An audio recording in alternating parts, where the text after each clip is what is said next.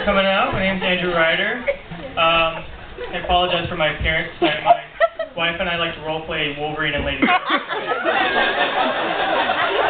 She, of course, plays the part of Wolverine because we believe in gender equality. So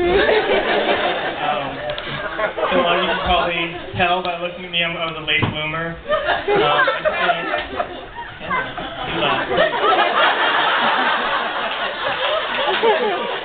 I spent most of middle school and high school with the sole focus of becoming the Incredible Hulk when I grew up. I got the guidance counselor and he's like, "What do you want to be when you grow up?" Like the Incredible Hulk. He's like, "We're gonna put you down for chemistry."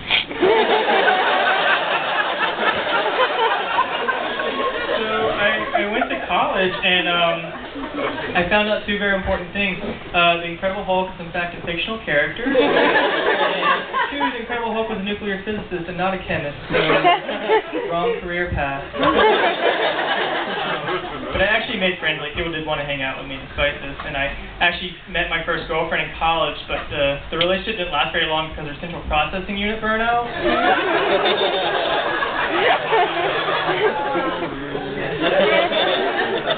But despite this, my friends were like, "Don't worry, we'll put you on like an online dating service." And we were poor because we were in college, so they found like the cheaper version of Match.com. It's called WrestlingMatch.com. And I was like, "Oh, why does everybody have a luchador mask on this website?" Like, "Oh, so you have to think about their inner beauty." Like, "Oh, okay."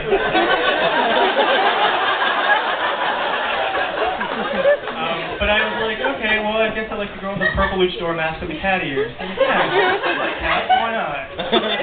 So I go, we set up a date, and like I go to her backyard where she has the ring set up. Like she just, like it was her first date, and she started putting the moves on me, like chokeholds mostly. I was just like feeling really suffocated because that's what she was doing. Like I decided I had to end the date, so I tapped out. No more Gatorade, it's not necessary. But she ended up breaking my collarbone, and I had to go to the hospital. And there was this part at the hospital where like I'd never seen an ER where they actually hand you a bill. And I was like, oh, and they were like, you don't have insurance? Like, no. They were like, you're going to have to pay this. Crazy. That does not happen in the ER.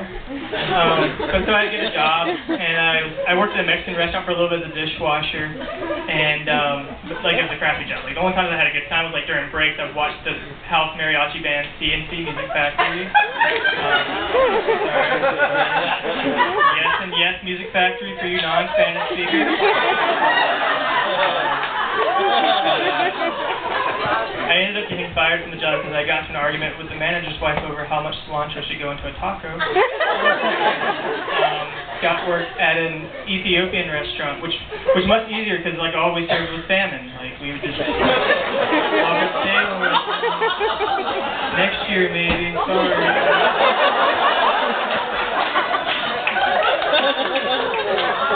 If you were like the 100th customer, we would like give you a UNICEF package. And one of us would look at like a local warlord and we would take it from you outside the restaurant.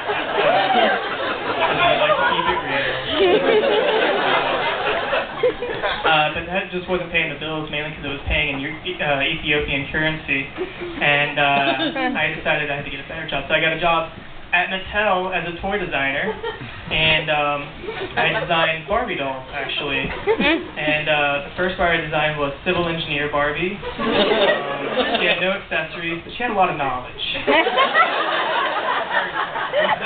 Mostly in bridge building and design parts. And then the other Barbie I designed, they wanted like a retro Barbie, like they're like, you know, something from my past decade. And I was like, gotcha, Cold War Barbie. She just had like a constant look of anxiety on her face. Came with her own gas mask and like a nuclear fallout shelter playset.